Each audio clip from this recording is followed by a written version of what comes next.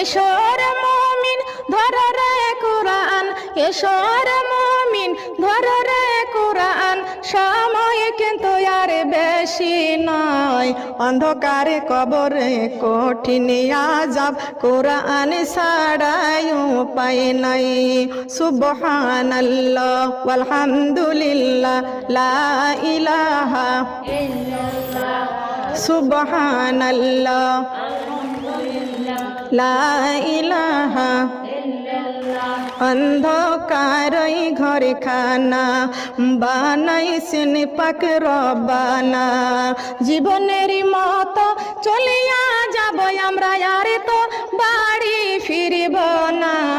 লা ইলাহা ইল্লাল্লাহ, কালিমা লা ইলাহা ইল্লাল্লাহ, কালিমা লা। वाह क्या बात है सोनाक्षी।